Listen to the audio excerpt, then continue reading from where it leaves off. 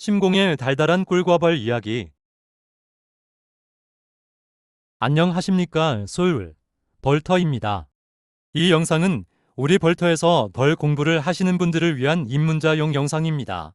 주변에 벌치는 것을 옆에서 구경만 하다 혼자 내 봉장에 맞는 사양 기술을 익히고자 좌충우돌 많은 실패와 비용을 들였고 시간 낭비를 하였기에 이에 뒤에 하시는 분들의 조그마한 길잡이가 되기를 바라봅니다.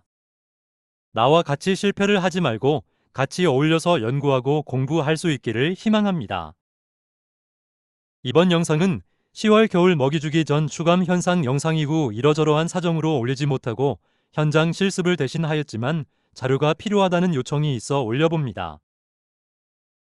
이번 영상의 주요 내용은 이제 벌들은 벌통 내에서 조용히 지내고 있으니 벌치기터에서 마지막 수확인 프로폴리스 털기와 1년간 사용한 자재 정비를 두 편으로 나누어 올려봅니다.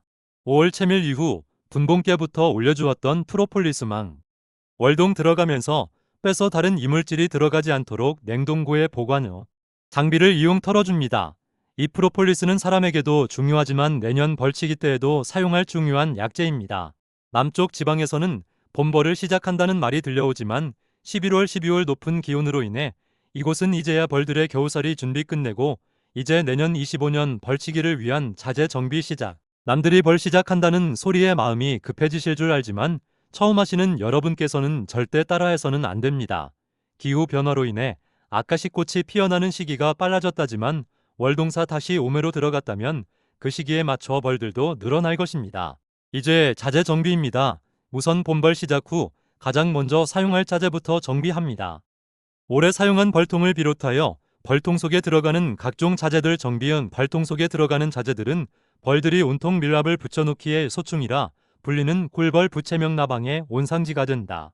봄부터 사용한 자재들을 간단하게 정비 후 보관하여도 어느 틈엔가 알을 까놓아 가을철만 되면 온통 소충 천지가 되어 버려 미리 정비를 해두어야 한다.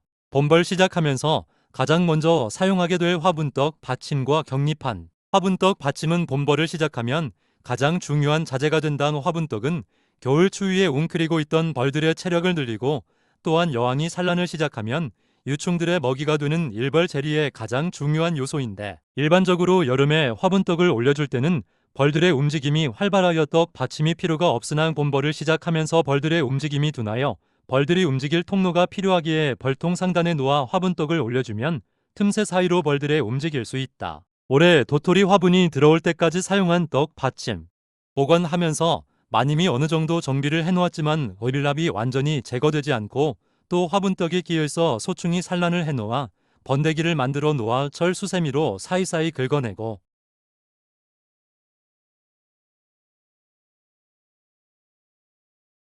아무리 잘 긁어낸다 하여도 틈새에 알을 까놓은 악스물로 소독. 맑은 물로 여러 번 헹궈 낙스 성분 빼내고 말끔해진 떡 받침을 말리기 위해 일광욕.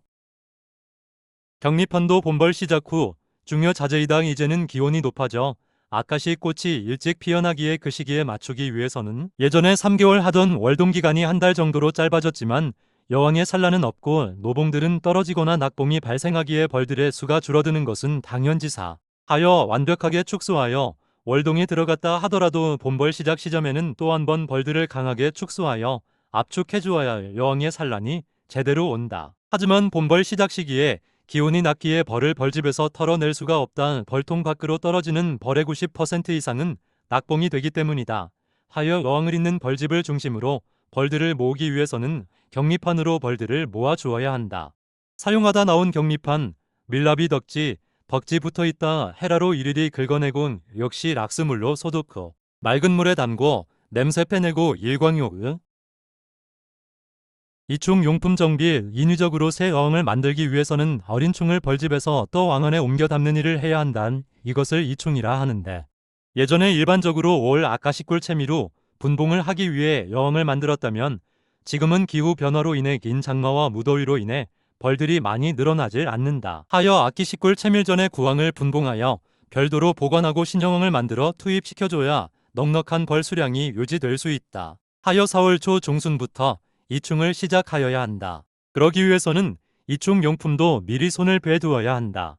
이것도 간단히 여왕만 생산한다면 기구가 몇 개 필요지만 로얄 젤이라도 만들려면 좀 많은 기구가 필요하다. 사용 후 바로 정비를 해야 하는데 차일피일 미루다 보니 밀랍의 벌나방 애벌레가 진을 치고 있다. 미지근한 물에 담궈 칫솔로 대강 긁어내고 락스물로 소독 후 맑은 물로 헹궈 콤프레샤 에어로 마감. 손대는 김에 반자동 이충기도 정비. 갓 태어난 신여왕 보호기와 왕농도 정비.